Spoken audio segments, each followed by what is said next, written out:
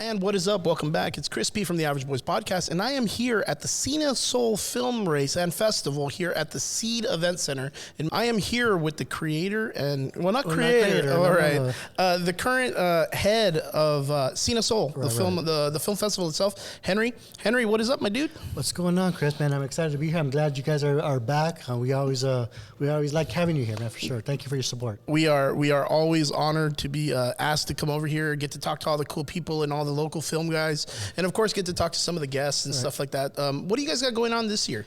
Well, December 3rd and 4th here, we're going to be at Mission CEED. We're going to show 42 films in 2 days. Damn. So international films, we got a film from the Netherlands, we got 4 films from Spain, we got 11 films that have Valley ties. So there are some movies that were 100% shot in the Valley, the cast and crew from the Valley, but there are some films that were shot in New York, but one of the actors is from the Valley. So we kind of count that as a Valley tie. Even though that's a win. That's a win-win for us, man. Yeah. So we're showing independent films, not rated. These are films that you would normally not see in the theaters. These are documentaries, animations. These are shorts. And there's workshops here, and there's actors and directors here, so it's a perfect opportunity to meet and greet the network so you can work on the next film, Chris. Yeah, most def. Most def. Tell us about some of the films that you guys have here. Like, who are some of the people that you are excited to see yourself here? Today, Saturday, we have R.J. Mitty. He's also known as Walter White Jr. from Breaking Bad. He's a good friend of ours, right? Yeah, he's a good friend of yours. He hang out. He's one of the Valley Boys, 956. Widow 956. And we also have Victor Rivers. You might know him as Magic Mike from Blood In, Blood Out. But, of course, he's been in Distinguished Gentleman with Eddie Murphy. He's in the Zorro movie. He was in A Million to One. But he's more well-known. People come up to him more for Magic Mike. Being who I am, I'm kind of excited to talk to him, too, because I've always wanted to ask him what was his potential role was going to be in the Hulk movie, the first one. Oh, I hadn't heard that. Yeah, he actually comes out for like a 1 minute role. It's like super fast. It's at the very end. Bruce Banner shows up in Brazil. He's a doctor. They're getting raided, and he kind of goes up to him, and he's like, "You don't want to see me when I'm angry." And I always thought that was super crazy because it's like, why would you bring in someone who's a very well-known actor who plays a lot of like villainous roles, roles in films that he gets brought in, and he's good speaking lines, long work. I mean, even for his work in Blood In, Blood Out, like, why would you bring someone like that in for like a 10-second, 15-second like piece? And that snuck by me. I wasn't even aware of that. Yeah, you did your IMDb research, sir. No. That's just been one of my favorite characters. I was just like, that's the dude from Blood In, Blood Out. He's got a bandana. Why is he in Brazil? And why is he in this movie for 5 seconds? So I always associated him as being like maybe he was going to be something in part 2. Well, plus it's the Marvel movie, so they always have that stinger as a potential if it gets picked up for a sequel. They were laying the groundwork, but never happened. Yeah, that's what I was kind of going for. So it's a really interesting thing to see him here, and so awesome to bring him to the Valley. Yeah, and we got 2 other Valley boys. We have Dave Silva. He's a Mission native, so he's been in Mayans MC, and he's going to be doing a workshop here. And Jorge Chapa, also from Mission, and he's been in Divorce and a couple of other short films. But we're excited. Both of those Mission gentlemen are coming back to their hometown to talk about acting and filmmaking here in the Rio Grande Valley. And the last question that I want to ask before we go on to our next parts and stuff is, how do you feel about the growth of film here in the RGV in the last decade, 5 years maybe? I think obviously technology has certainly helped in the film festival side, the filmmaking side, because people do make movies on their iPhone, their cell phone.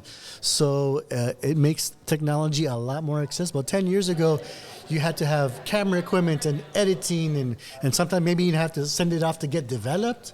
But now you can shoot, edit audio, everything on your phone, or here on the little Rode setup here, sponsored by Rodecaster Pro. Rodecaster. But so it's technology has certainly helped. So the good thing is everyone thinks they're a filmmaker. The bad thing is everyone thinks they're a filmmaker. That's a very good point. What could you say to anyone out there that has always wanted to compete but is nervous or scared? What would you tell them right now in regards to the film race? In regards to your film race, yeah. The film race is a bit daunting. I mean, I participated myself, and it is a monumental task for you to undertake in 36 hours. But if someone that's nervous about that, I recommend showing up at registration and introduce yourself to a team, because there's always teams that need an extra person. So that way you join a team, and so you experience 36 hours, so you know what not to do when you decide to have your own film. But at least you experience it for yourself, and you know what needs to be the task that you need to do for you to pull it off. Excellent.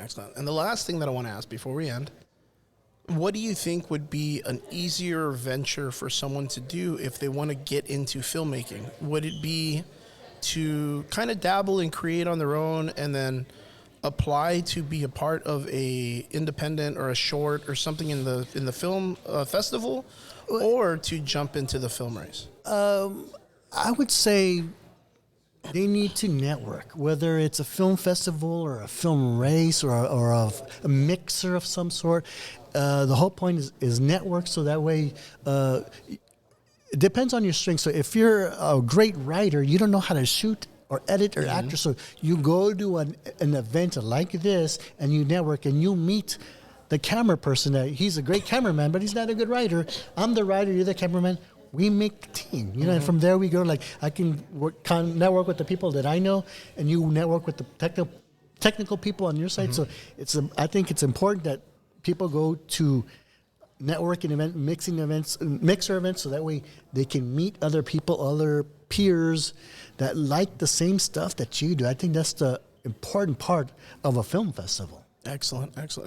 And last, Henry, where can we find you if we ever want to get in contact with you for the CineSol? CineSol.com. We got Facebook, we got Twitter, we're new on the gram, and we have a YouTube channel, so you can look at the previous film races. So we have the 24-hour in the spring and the 36 in the fall. So if you want to get an idea of what you're going in for, we have channels dedicated to all the previous winners. Excellent. Guys, you heard it here first. Thank you so much for tuning in. We'll see you guys again next time. Henry, thank you so much. Thank you, Chris. Laters.